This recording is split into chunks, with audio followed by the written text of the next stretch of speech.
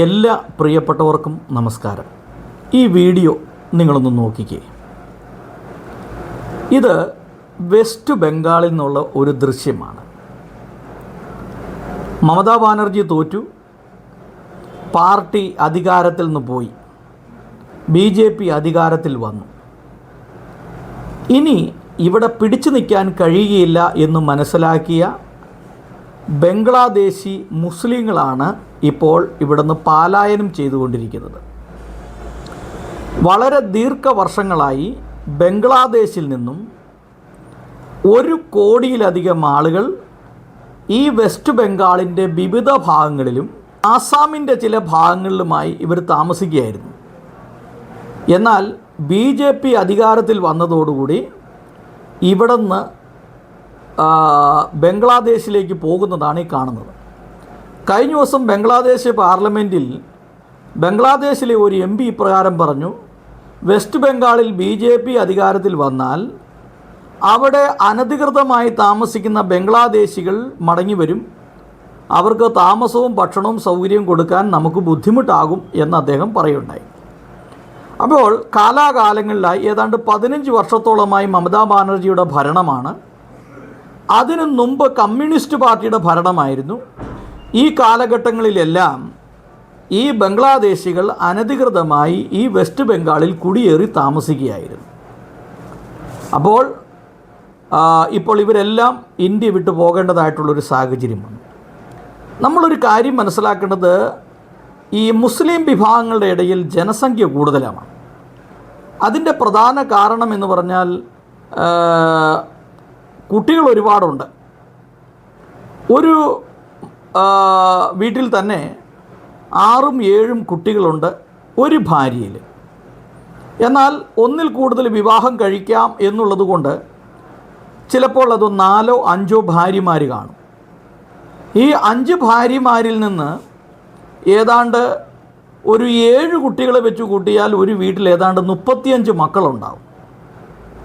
ബംഗ്ലാദേശികളുടെ കാര്യമാണ് ഈ പറയുന്നത്, ഇന്ത്യക്കാരുടെ കാര്യമല്ല. അപ്പോൾ ഇങ്ങനെ ഒരു ഭർത്താവിന് 4ഉം 5ഉം ഭാര്യമാർ, അതിലൊരു ഭാര്യയിൽ ആവറേജ് ഒരു 7 കുട്ടികൾ വെച്ച് കൂട്ടിയാൽ ഏതാണ്ട് 35-ലധികം കുട്ടികളും കുടുംബം എല്ലാം കൂടെ കൂട്ടി നോക്കുമ്പോൾ ഏതാണ്ട് ഒരു കുടുംബത്തിലൊരു 50 പേര് കാണും. ഈ 50 പേർക്ക് ജീവിക്കണം, അവർക്ക് 3 നേരം ആഹാരം കഴിക്കണം, വസ്ത്രം വേണം, പാർപ്പിടം വേണം. അപ്പോൾ ഇങ്ങനെ പെറ്റുപെരുകി ഇവരുടെ രാജ്യത്ത് നിൽക്കാൻ പറ്റാതെ വരുമ്പോൾ ഇവർ മറ്റ് രാജ്യങ്ങളിലേക്ക് അടക്കുകയാണ്.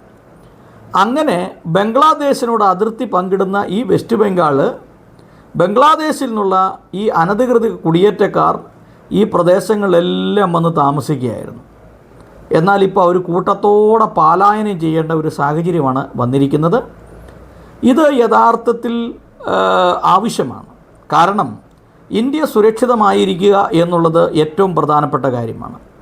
കോൺഗ്രസിൻ്റെ ഭരണകാലത്തോ മറ്റേതെങ്കിലും രാഷ്ട്രീയ പാർട്ടിയുടെ ഭരണകാലത്തോ ഇന്ത്യ സുരക്ഷിതമായിരുന്നില്ല. മറിച്ച് ബംഗ്ലാദേശിൽ നിന്നും പാകിസ്ഥാനിൽ നിന്നുമുള്ള ആളുകൾ അനധികൃതമായി ഇവിടെ കുടിയേറി താമസിക്കുകയായിരുന്നു. എന്നാൽ BJPയുടെ ഭരണം വന്നതോടുകൂടെ ഈ രാജ്യം ഒരു വലിയ സുരക്ഷയിലേക്ക് വരികയും അനധികൃത കുടിയേറ്റക്കാരെല്ലാം ഇവിടെ നിന്ന് നാടുവിടുകയും ചെയ്യുകയാണ്. ഇതുതന്നെയാണ് BJPയുടെയും അതുപോലെ ഇന്ത്യയുടെയും ഒരു വിജയം എന്ന് പറയുന്നത്. എന്തായാലും ഇത് ഒരു തുടക്കം മാത്രമാണ്. ഇന്ത്യയുടെ വിവിധ ഭാഗങ്ങളിൽ ഇങ്ങനെ അനധികൃതമായി കുടിയേറിയിട്ടുള്ള നിരവധി ആളുകളുണ്ട്.